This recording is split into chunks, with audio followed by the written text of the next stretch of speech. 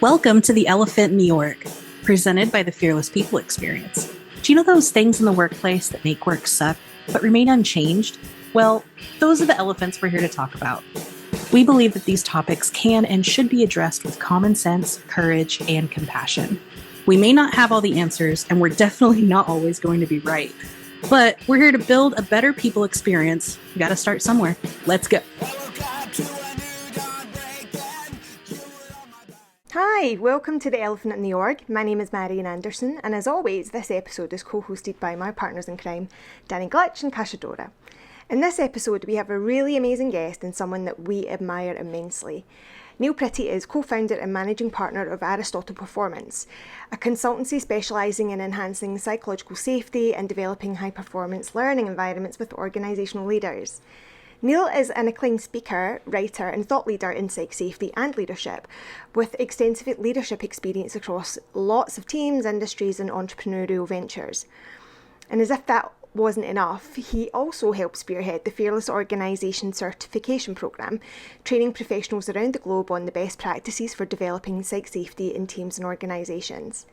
Awarded as one of Vancouver's top 100 innovators in 2020 and a top 10 leader to watch in 2022, Neil is known for his innovative approach to balancing business results with the human side of operations. Let's get into it. And today we have as our special guest, Neil Pretty from the Aristotle. What is Aristotle, Neil? And also introduce yourself so that we have an idea of who you are and why you are the expert or one of the experts on psychological safety. Yeah, so Aristotle Performance is a management training and consulting firm. We work globally, but we're specialists in psychological safety and creating learning organizations. So I'm one of the co-founders and managing directors. And we've worked with massive organizations all over the world, across cultures, across time zones. It's not uncommon for us to wake up in the morning talking about how to create more effective working environments in Eastern Europe, and then go to bed at night. My team was working with some people in Singapore last night. Getting text messages on updates on how that was going at 9 p.m. Pacific time. So we really do work globally with global companies and global teams, and I think what that's done over the last several years since before the pandemic, when we were as individuals who are working for the company now, when we started working really as experts in psychological safety, we have become one of the very few companies in the world that specialize in this field of expertise. And you're associated with Amy Edmondson from Harvard, who is the lead voice and real pioneer of psychological safety, correct?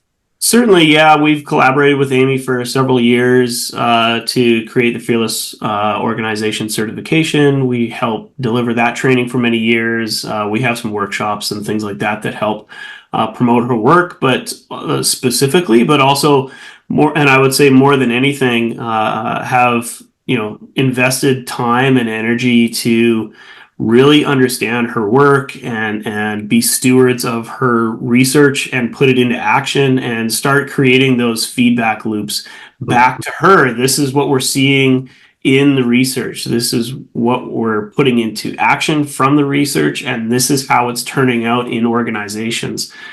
This is how it's turning out in individual settings, in team settings, and at an organization-wide implementation. Because when you're working with something that had for a long time effectively only had academic research behind it, you have to start from a place of I don't know and be comfortable with that, and you have to have the kind of trust and equity with organizations and build into your contracts, at a very basic level, build into your contracts the ability to capture feedback and adjust what you're doing on the fly. So it really has been a process of not just applying the old models and ways of doing things, but figuring it out and figuring out how to do it even better as we go.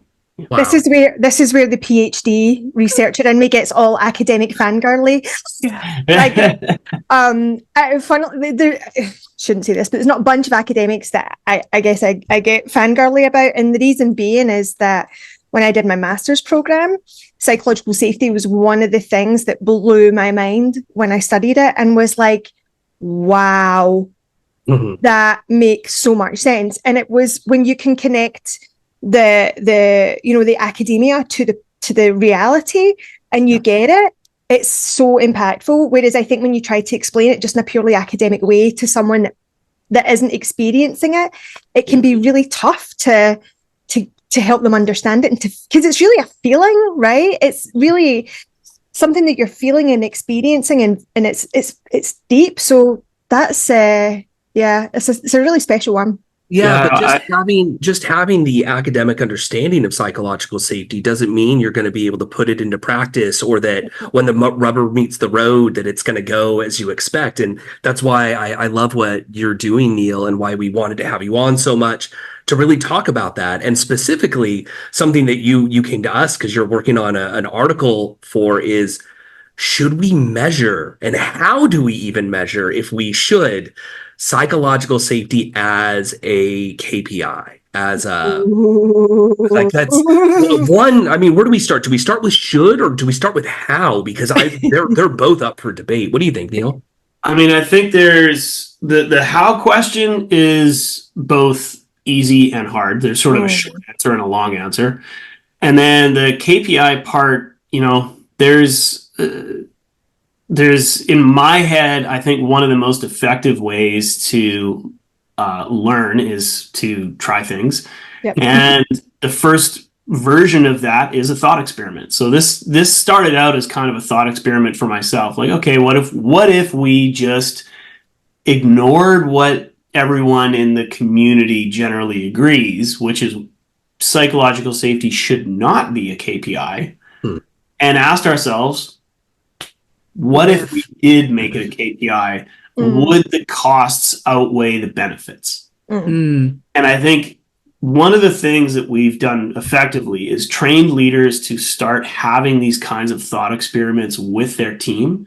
So this requires a lot of foundation setting, a lot of trust building, a lot of inquiry skills and listening skills by the leader, and offering those skills to their team. So to have that level of conversation in a team is actually quite skill based, but that is the greatest pathway to innovation, because the thought experiments reveal all these other ways of doing things. So the short answer on how to measure it, Amy Edmondson's 7-question survey is the gold standard. There's actual research that compares different ways of measuring psychological safety, and it has a high Cronbach alpha, so it means it's repeatable and tests well, and that it actually measures what it says it measures, which is psychological safety. So that's a short answer. Yes, we can measure it. It's real easy. The other answer is, can you game that test? Yes, I'm pretty sure you can game that test. It's 7 questions. It's a Likert scale. Those kinds of tests, you can also game them. So it's also possible for it to not work out the way you want it to work out. And people have different perspectives. People also struggle to, if they don't have an awareness of what psychological safety is, it's not necessarily going to give you the answers you want. So there's lots of problems with measuring anything. That's how surveys work, and then you have to get all the people to say yes to doing the survey. So and then you have to set context. So there is, it's certainly easy, and there's elements that are challenging, and we certainly know how to navigate those challenges. The question is that the measurement you want as your KPI? I mean, for me, it's probably, before I even get to the measurement piece, I think it's the wrapping my head around how I feel about it. And I remember my reaction when you first said it to me. My reaction was really strong, so I was like, oh. And it was that kind of almost gatekeepery fear of people in the workplace taking the concept of psychological safety, not understanding it properly, and applying it in ways that just aren't true, right? That was and my initial gut reaction Yeah. as you were talking, Marion, was exactly that, is just like the misconception, misinterpretation, which then gets rolled out, right? Yeah. Like, and now you've got like psychological safety version like 7B, which isn't even like, tied to what it actually is, but this specific organization interprets it one way and another one. It's like, how many ways can you make a bolognese? There's actually a lot of ways, and someone's going to tell you what the right way is. That's what terrifies me. I think that was my very, very first reaction. Neil, is that most people and kind of practitioners' reactions that understand it, or what have you experienced? I think for the most part, nobody's talking about it in this way. Okay. So I think that's where the thought experiment started for me, was that I don't hear anybody saying what could be gained from measuring psychological safety as a KPI. Now, there's broad agreement that measuring psychological safety is good. What do we know about measuring anything? That if you don't use the measurement, it's useless, effectively. Yeah. So you get stuck in philosophical stuff as opposed to your empirical, and then you've got a very tip scale, right? Yeah. Well, and of course, people are often surveyed, and often the results are not used for anything. So, there's also true. And I think that's actually one of the problems here, is that it goes measured and nothing gets done about it. I am familiar with one organization that measures psychological safety of all their teams on a quarterly basis. And the leaders that I know of in that organization are not aware of the measurement, what value it has, what it even means, until it goes below a certain point and they get a phone call from their HR business partner that says, you're not leading effectively. And they get a slap on the wrist, and they get a remedial session, and they get all this other stuff. So it's like, in that case, it's used as a whip. Yeah. And it's not well done. That's what really worries me. It just becomes another thing that people are beaten up over. I have this this thing about engagement surveys. So many years of being in organizations where the engagement surveys came out and the leader has had it whipped into them. You must get a minimum of 95% participation. So they are literally forcing people time, go sit down, fill it out. And I'm like, the point is that if they're engaged, they'll fill it out. And if they're not engaged, they won't. Like, and it's almost like, they're scared to have that low participation, because then it shows that they're not doing a good job. So I genuinely get concerned about other things kind of adjacent to that could be measurable in KPIs, because it does become more important about the measurement and the participation rate or whatever, rather than what it's actually telling us and what we're actually doing with it. The actual conditions, right? The actual feeling existing. Yeah. So there comes and raises kind of this question. Would you rather a world where there was no engagement surveys? I'd rather a world where people are willed to do them from their own free will, as opposed to having a gun to their head. So your answer effectively is, yes, I want a world where there is engagement surveys. Yes. Yeah. And the reason why, as I would assume, is to some degree they've had some positive. Used correctly, yes. Yeah, and I think it's what you take from the data, right? And it's what you do from that, and saying, like, if people are saying this, well, we can take action to either fix it or to improve upon it or to give you something that we are lacking, right? It's like, it's taking that start, stop, continue mentality from the results. But it all comes down to if it's used properly. Yeah, so I love that response. Exactly. I think, Neil, I see where you're going of, well, what if we viewed, right, knowing that we would love for engagement surveys to not be necessary, but they actually have a use. What about a psychological safety survey? Here's where I'm going to really flip things on your head. You don't need an engagement survey, and you don't need psychological safety surveys. AI can examine all your interactions and actually predict psychological safety and engagement at least the same accuracy as surveys, Oh, probably more though, right? Without you, and that's all anybody in the AI industry will claim to right now, is that it's as good. Uh, They're working on making it better.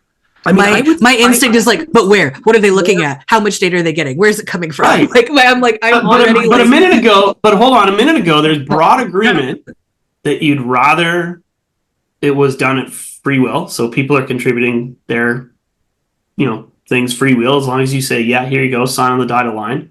You don't need to have surveys. Then you can do something positive with it. Mhm. I like that. There's also a little bit. There's also a little bit though that I'd be interested to run an experiment, right, where you take the AI generated data and you take the human generated data and you see if the words in the music match, right? Yeah. Because Of course. The organization that I'm familiar with that is doing this is doing exactly that. Is this true? Now, but what's interesting about it is, when we talk about this, when we talk about engagement surveys, what we hear is the human being's natural desire to seek the negative. Interesting. Right? What are all the things that can do wrong and go wrong? And who are all the nefarious people that can do wrong and do ill to us? Yeah. What about all the people that are trying to do good? Yeah, because the thing that I was thinking about, Neil, when you kind of highlighted, right, the difference in response from one answer to the other is the psychological impact on being asked to participate in an engagement survey, right? Mm-hmm. Like you have you're a group of people who are like, oh my God, I got to do this thing again. Jesus. Right. You've got that group. And then you've got people who are like, oh, they're actually taking my input. I feel valued and appreciated. Not necessarily knowing how that data is going to go or what it's going to be actioned on, but there are people who really want to have a voice. And I think that would be really interesting to measure in contrast with an AI report on what that looks like, right? Like, what is the value difference change when you're not being asked versus when you are being asked? So similarly to that, and I think this draws parallel with psychological safety, is there's a realization in engagement surveys of when they're done, if people are honest, but then they don't see actions from leadership, it actually drives engagement down. Yeah.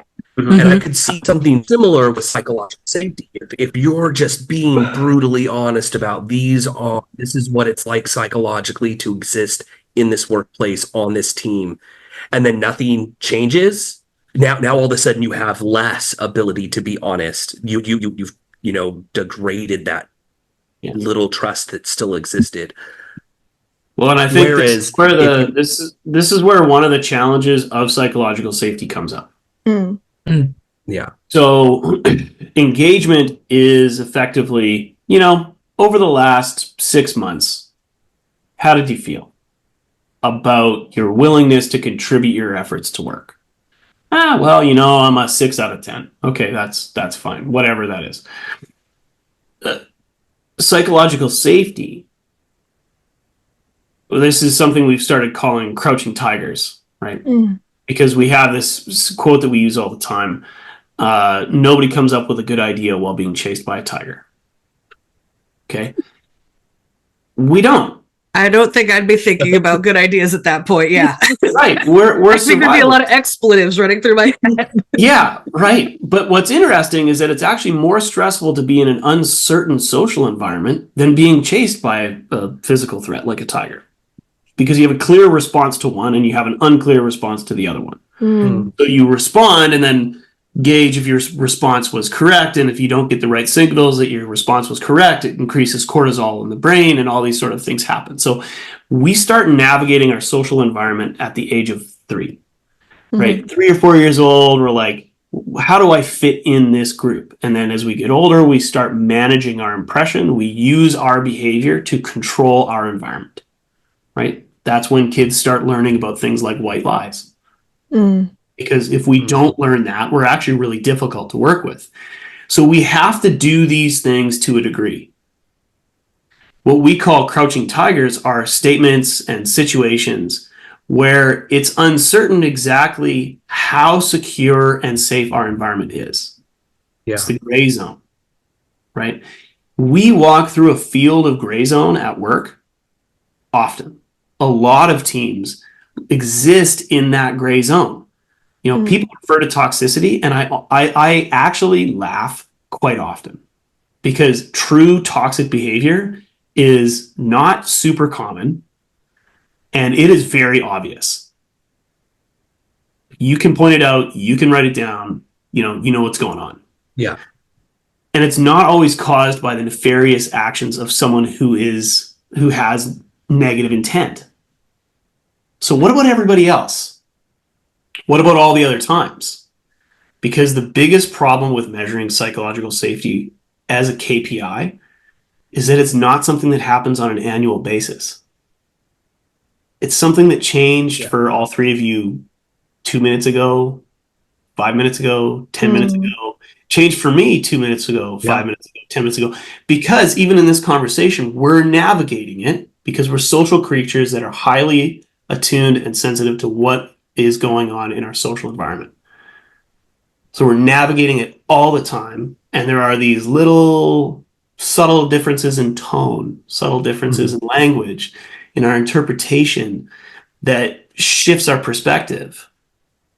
So that makes it very hard to measure and track as a KPI that you would measure once or twice or even 4 times a year. Yeah. And that's where, I wrote an article actually about this on LinkedIn last year. Maybe it's a post, I don't know. But it was, I would actually trust more, once an AI was trained really well to identify the languages, identify like gaps and pauses and delays of responses and languages in certain responses and things like that, more so than a regular employee's ability to self-report on those feelings, because those are very complex feelings. And something I've talked about with friends and colleagues is, I think a part of psychological safety in navigating those gray zones comes with age. And not just age, right? That's a bad measurement, but experience. And I think people from 22 to 28 right now are less experienced in, what are the range of outcomes? A lot of their early professional career was during the pandemic, and there was, the gray zones were like intensified a lot, and they haven't settled into where the range of those gray zone experiences and outcomes has become sort of predictable for them and easier to navigate. And I think a lot of that takes just time and experience. Yeah, and I mean, I think there's also I so want to dive down the generational rabbit hole right now, but I'm going to really try not to. Sorry, but it's so relevant. It is, but I think in our work, what a lot of people don't understand is that sort of the other side of the psychological safety coin is courage. Yeah. Yeah. And you can't take risk without feeling a little bit brazen, right?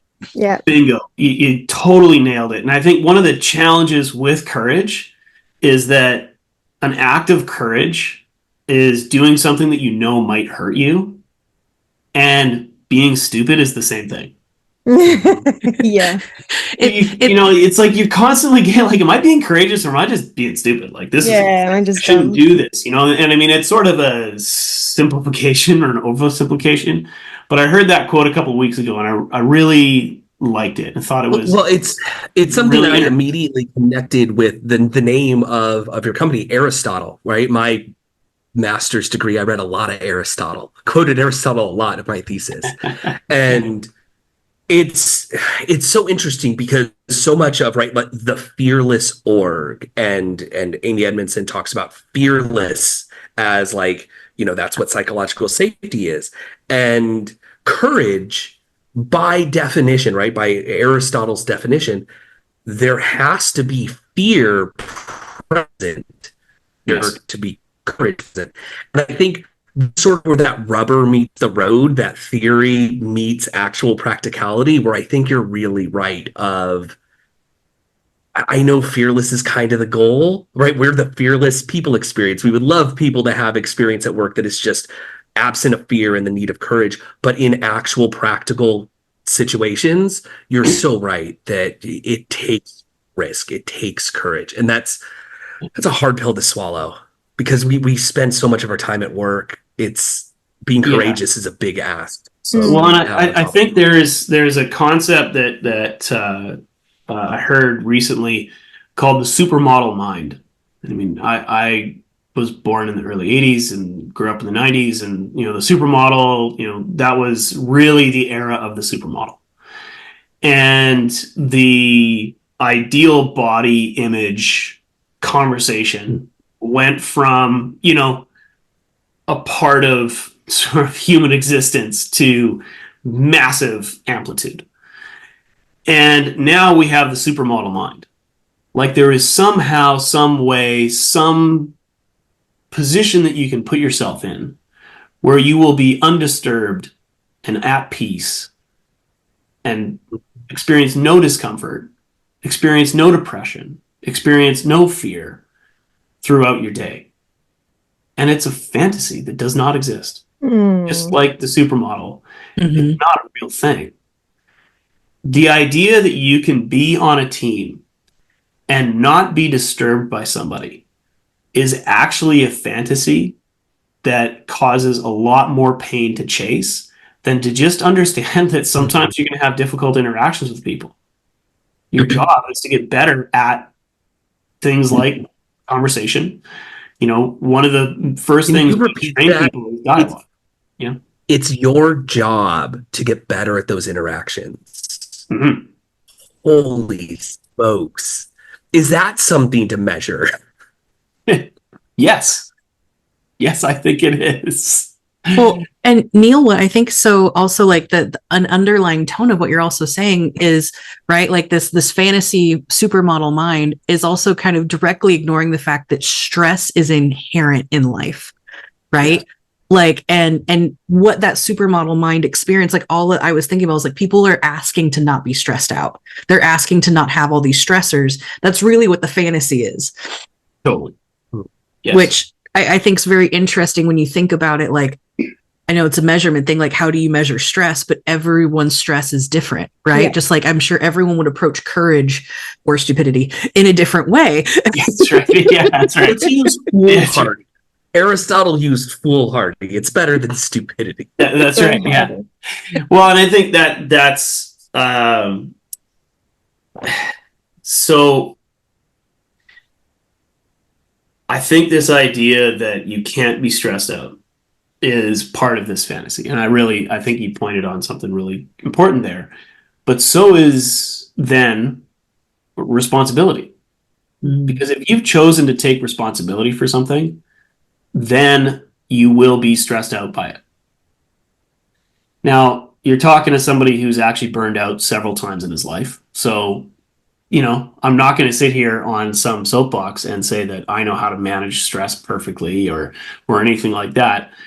But there is meaning and purpose and value that comes from taking responsibility for things. Taking responsibility for something like psychological safety, making it a KPI for leaders in an organization is going to cause stress. And it's going to and that stress is going to cause some bad behavior and some bad actors. But the more we train effective skills, the lower that effect will be. And I think even I was chatting actually with my wife about this morning because she took some of the tools that we train leaders and put it into practice at her work, and was one of those like, I don't know if this is going to work, but I'm going to try it because I'm stuck. And it worked, and that was great. And we were talking about it. I said, well, really what it comes down to is when somebody says, we need more alignment. On what? What does that even mean? Danny's favorite phrase. We need more. I mean, it's one of those, and I think you're really hitting on something. I'm going to dance around this for the next 5 minutes. Yeah. I think you're really hitting on it, Neil, of, one of the key parts of Amy Edmondson's, right, psychological safety is the ability to voice dissent, right? The ability to be the not aligned and to have the courage to do that, right? Like in the ideal world, it wouldn't be an act of courage to take responsibility, to take a stand and say, no, I don't agree.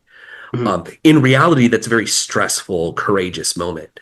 But I think when people, in going back to what we talked about very early on, was when people are misunderstanding psychological safety and they're thinking, oh, well, it has to be everyone's perfectly aligned, and oh, let's make sure that everyone agrees, and let's not take stands, let's not have conflict, let's avoid those things. You're avoiding responsibility, you're avoiding those things that actually bring meaning to your work and bring, accountability and recognition, right? You can't be recognized for something if you don't take responsibility for it. And there's that dance that takes a really high EQ for leaders, and I wish they focused on that more in business school. Yeah. I mean, I think it's sort of interesting because the most psychologically safe environment I've ever been was in Army cadets, paramilitary, top down, right? Highly structured. I would say this, the most unsafe, uncertain, the most socially anxious I've ever felt have been in organizations and been in contexts where people have claimed egalitarian, flat matrix organizations. Yeah, 100%. And it's not the case that that's true in all cases. Flat organizations can be extremely productive. Matrix organizations can be extremely productive. Top-down organizations can be extremely toxic. Both can be true. And I think what it comes down to is when leaders are put in a position where they can lead, instead of being an extension of the bullwhip of the organization, when they can be the human beings that they want to be, but they aren't also saddled by the fear of not being called nice. I've seen more leaders lead poorly because they're afraid to be labeled anything other than nice. Yep. Or unliked, right? Yeah. Or unliked. Yeah. Exactly. Totally. Yeah. I think that's such a good lesson in anyone's professional career, right? Not everyone's going to like you, and that's okay. Because at some point you're going to lose that authenticity of yourself in the process. Like if I had to be a different person for Marion, Neil, and Danny, like where does Kasha go? Like at some point she's lost in this corporate landscape of I'm going to be that Mission Impossible, pull off one mask and pull off another, right? To like match it, instead of like being allowed to, like, I love what you said, Neil, like being allowed to lead.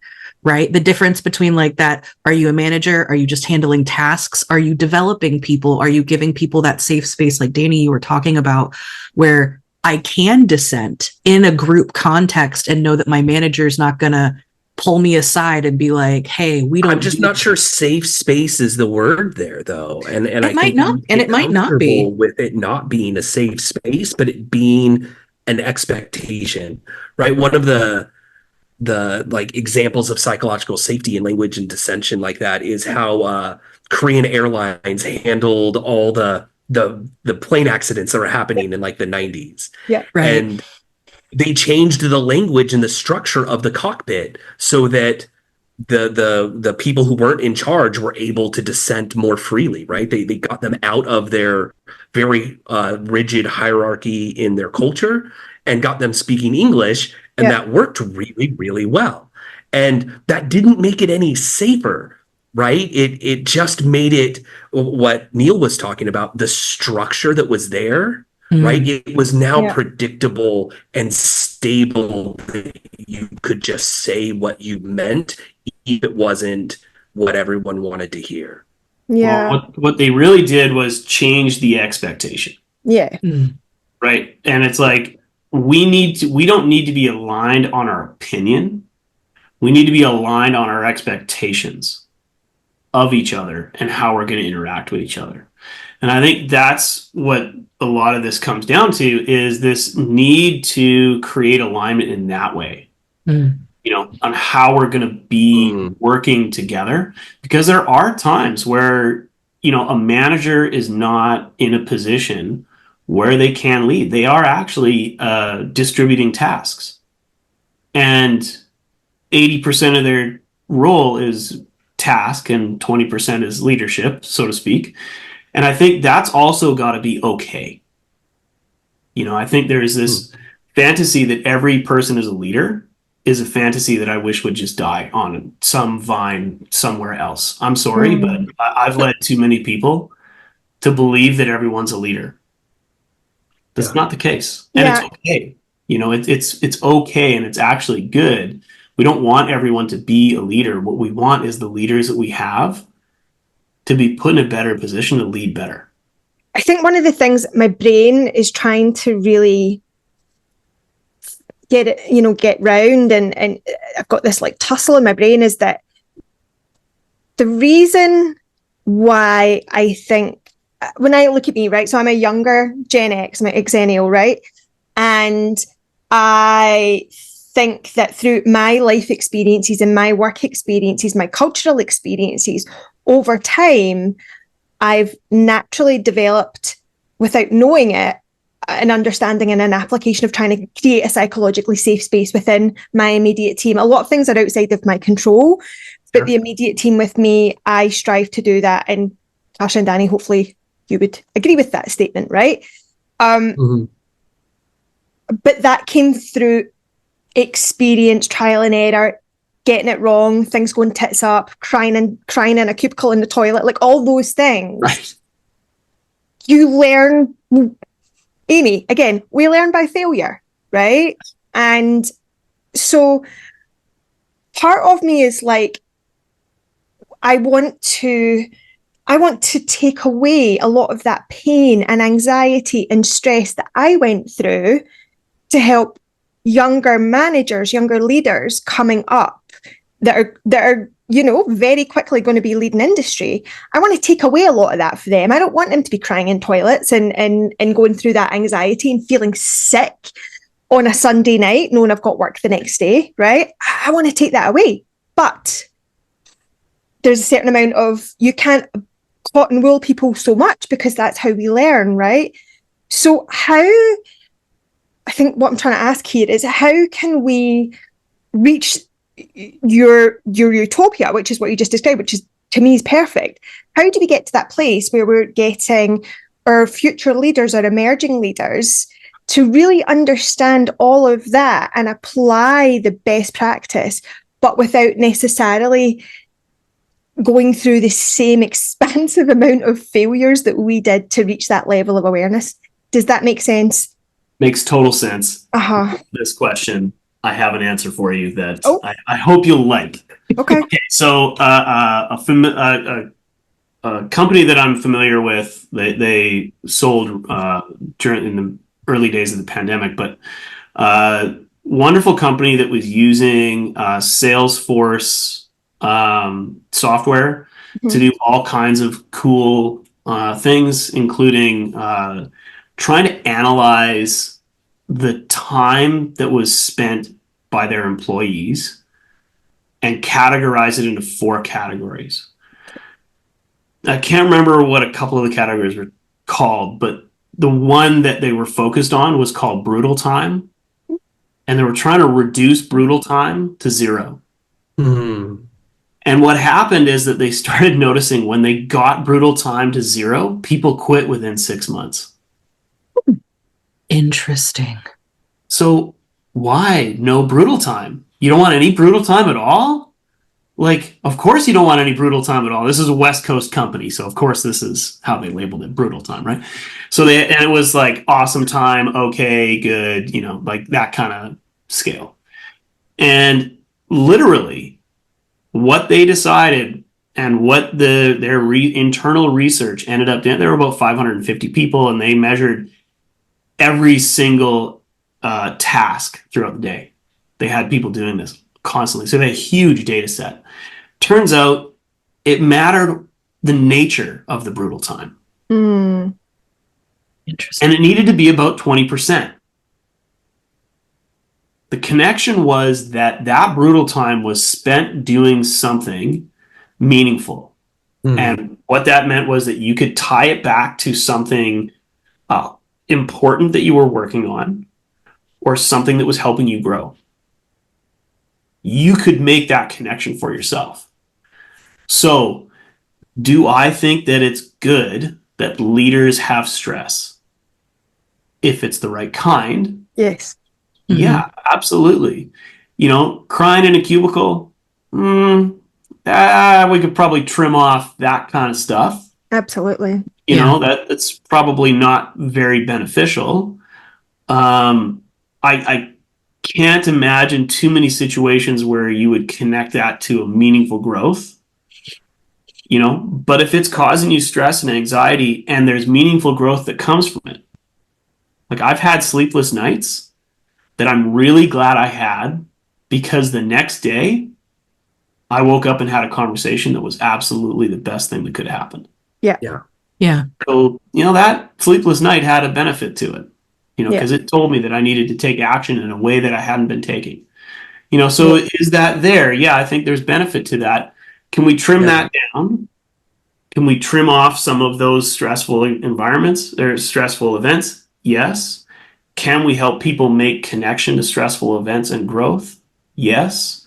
And can we shorten the amount of time that people are taking in those stressful environments and in that sort of negative lens and learning from them? And I think that's what we aspire to create in a learning organization. And we're very careful to not call them safe spaces. We don't make safe spaces. That's a tool for DEI professionals, in my mind. We don't make those. We create learning environments. Learning requires growth, or learning leads to growth. And that's generally, there's some degree of discomfort. Turns out 20% brutal time is about right. Well, Confucius, right? Comfort is the opposite of learning. That's right. So 100%. I'm so fascinated by that, because again, very hard to take a lot of that into reality, day-to-day reality, right? To any normal run-of-the-mill business, right? But what an exciting place to be in terms of that knowledge and that awareness being there, and thinking about, as practitioners, how do we start to really bring a lot of that thought and methodologies into the workspace today to set the stage for the transformation that needs to happen tomorrow. And I think, even as an academic, theoretically, trying to get your head around that is like, it's a lot, but really exciting. I can see Danny's like super excited by this. Well, I think there's a few things. One, so in our training, we have something called the Framing the Work checklist. It's from Amy Edmondson's Leaders Toolkit. We made part of it into a checklist. There's 6 items, but if you go have those 6 items and you can discuss those and create conversation around those, you're 80% aligned. Yeah. It's great. Skills around inquiry are massive. Measuring psychological safety and then having conversation about it, and not debate, but which is a big problem in the US. This sort of predilection towards debate and away from dialogue. It's a national pastime. It's a national pastime. Ew. No, it's not a national pastime, and here's why. That's right. Yeah. Well done. So some of those things, like there are some really basic things, and then the other one is like relationship. I think one of the saddest things that I've become aware of is I grew up answering the phone. One of the first things I was taught was how to answer the phone, and then if I wanted to talk to a friend, I had to be uncomfortable. I had to call my friends and talk to their parents first, which sucks when you're like 8. And then I could maybe hang out with my friend if I negotiated with the parents. Bunch of people I'm uncomfortable with. But there's a whole generation that didn't learn that. They didn't get those skills. So we can't be upset at them for not being comfortable on the phone. We have to understand that they didn't get that training. So things like going for a walk with people, using your one-on-one time to develop relationships instead of offer feedback. I'm sorry, you're going to give me feedback once a year? That's a whole lot of unproductive time. Feedback happens all the time. Relationship building should happen consistently as well. But there is evidence that if you increase the quality of relationship, quality of your leadership, quality of your work, the quality of your teaming, all these things happen. So if you have a couple of these things in place, having a clear outline of what you need to create alignment on as a group, some conversational skills as a leader, the ability to ask good questions and listen, and then you have relationships with people, understand what they want, where they want to grow, challenge them in that way. You understand what is important to them, give them responsibility in that direction. You've got like a few things to do as a leader, and you've got most of what you need to do as a leader covered. Yeah. And when I hear you talking about that, I hear very specific skills, competencies, attitudes, behaviors that could be measured and could be worked on, and leaders could reflect, right, as they're meeting with each other or meeting with whoever's coaching and mentoring them. And those conversations could be like, oh yeah, you really need to work on your ability to listen and connect, bring that closeness, that proximity with your team, right? And all of a sudden, if you're measuring those, I think you're really measuring a big part of psychological safety without really measuring it, right? And I think so much of the problem is the mentors are talking to the managers and they're just like, well, how's your team producing? Yeah. Are you getting people to finish their tasks?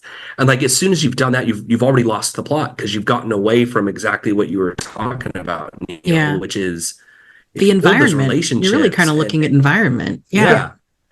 And I think that's where we get where we've misfired, particularly in North America, is the assumption that results come first, and then things like relationship and creating alignment. And I kind of made a joke about that earlier, but that is like really important. Just people don't know what the hell it means. There's all these different pieces that come in after performance. The reality is they come first, and then performance happens as a result. Psychological safety is a foundation. Then accountability is built on top of that.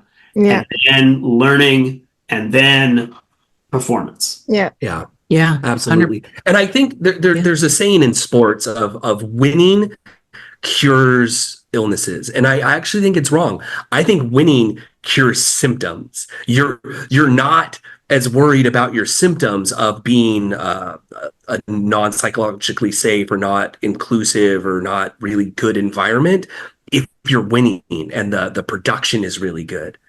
Right. Because you have no need to look at it, because look, we're doing so well.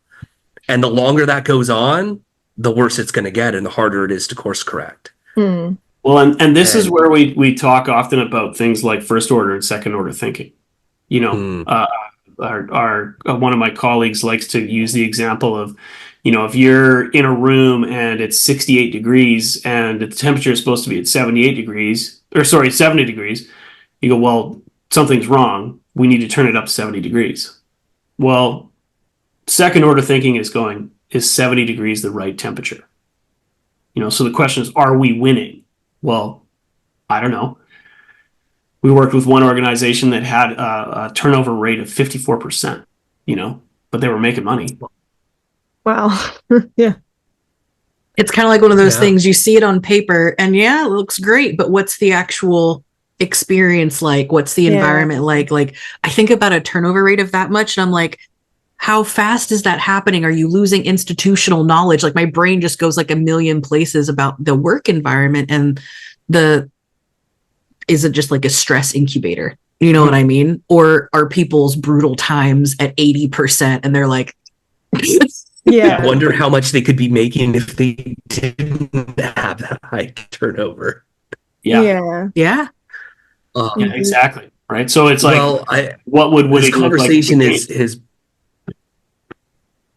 this conversation has taken so many awesome turns. I want to, as we wrap up, dial us back to, now that we've had all the conversations, do we think we should measure Psychological safety is a KPI. Well, here's my answer. I think we should measure psychological safety, but I think we should make different things that are associated with high quality leadership KPIs instead of psychological safety. You know, members on your team should be able to understand what your purpose is together as a team. They should be able to understand and articulate how you as a team work interdependently, how you navigate uncertainty. You know, they should understand what failure is and be able to articulate that. You know, to me, those are, you know, a few of many, you know, things like, do you feel appreciated? You know, appreciation is a strategic tool for leaders. It's not a pat on the back. If you think it's a pat on the back, you're missing out on a big opportunity to improve the outcomes of your team and the productivity of your team. There's lots of these other things that you can measure more easily and be more targeted with your interventions if they're low, and share success and repeat if they're high. You can do a lot in that realm, but if you measure psychological safety as a KPI, it's less ideal. But you must measure psychological safety to understand what it is in reality, because most leaders overpredict it. 70 to 85% of the time they overpredict it. And understanding where psychological safety is low is going to understand where you need to help train and develop people. Yeah. I'm going to pretend that I said the same thing because that was brilliant. Ditto. Me too. That too. I'll be third.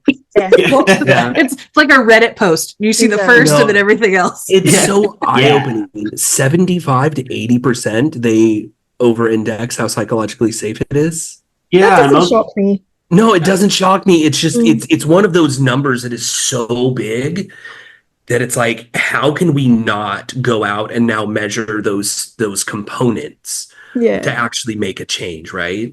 Yeah. And for the most part, it's not because leaders are jerks.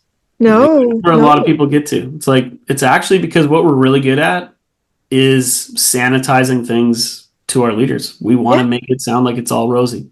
It's true. Yeah. 100%. So, well, on that note, any last final thoughts? But that was, oh man, not for me. I don't know. I feel like I need to lie down in a dark room with a damp cloth on my forehead. It just makes me want to pick up one of Amy's books. So that's where my brain's at. She's been a great help for me while I've been walking around. I've listened to a lot of her audiobooks. Yeah. So everyone go check that out. Go check out Aristotle Performance. You can find Neil Pretty on LinkedIn. You can email us at elephant@thefearlesspx.com. Be sure to give the podcast like, subscribe, 5-star review, all of that. And thank you, everyone. We'll see you next time.